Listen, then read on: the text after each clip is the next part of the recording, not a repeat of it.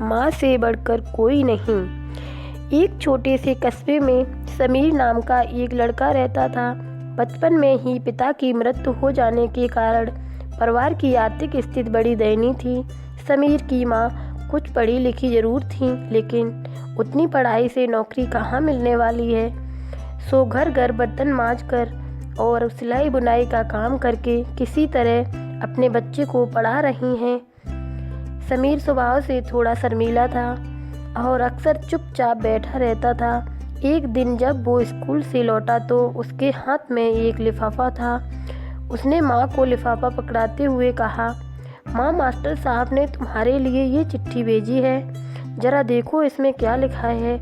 माँ ने मन ही मन चिट्ठी पढ़ी और मुस्कुराकर बोली, बेटा, इसमें लिखा है कि आपका बेटा काफ़ी होशियार है।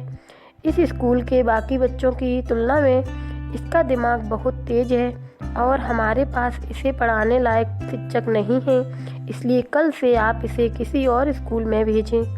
यह बात सुन कर समीर को स्कूल न जा सकने का दुख तो बहुत हुआ, पर साथ ही साथ उसका मन आत्मविश्वास से भर गया कि वो कुछ खास है और उसकी बुद्धि भी तीव्र है। माँ ने उसका दाखिला एक अन्य स्कूल में करा दिया। समय बीतने लगा। समीर ने खूब मेहनत की, पढ़ाई की।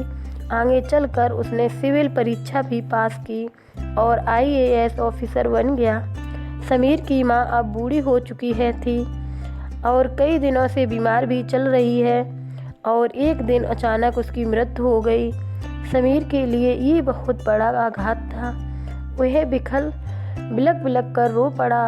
उसे समझ नहीं आ रहा था कि अब अपनी माँ के बिना वो कैसे जिएगा। रोते रोते ही उसने माँ की पुरानी अलमारी खोली और हाथ में उनकी माला, चश्मा और अन्य वस्तुएं लेकर चुनने लगा। उस अलमारी में समीर के पुराने खिलौने और बचपन के कपड़े तक संभाल कर रखे हुए थे। समीर एक एक कर सारी चीज़ें निकालने लगा और तभी उसकी नज़र एक पुरानी चिट्ठी पर पड़ी। दरअसल ये वही चिट्ठी थी जो मास्टर साहब ने उसे 18 साल पहले दी थी। नम आँखों से समीर उसे पढ़ने लगा। आदरणीय अभिभावक, आपको बताते हुए हमें अफसोस हो रहा है कि आपका बेटा समीर पढ़ाई में बेहद कमज़ोर है और खेल कूद में भी भाग नहीं लेता है। जान पड़ता है कि उम्र के हिसाब से समीर की बुद्धि विकसित नहीं हो पाई है, अतः हम इसे अपने विद्यालय में पढ़ाने में असमर्थ हैं। आपसे निवेदन है कि समीर का दाखिला किसी मंद बुद्धि विद्यालय में कराएं अथवा खुद घर पर रख कर इसे पढ़ाएं। सादर, प्रिंसिपल।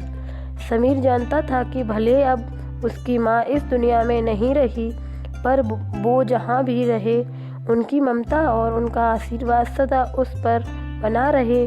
भगवान सभी जगह नहीं हो सकते, इसलिए उसने माएँ बनाई। माँ से बढ़कर त्याग और तपस्या की मूर्त भला और कौन हो सकता है। आशा करती हूँ मेरी कहानी आपको पसंद आई होगी। कहानी को सुनने के लिए बहुत बहुत धन्यवाद।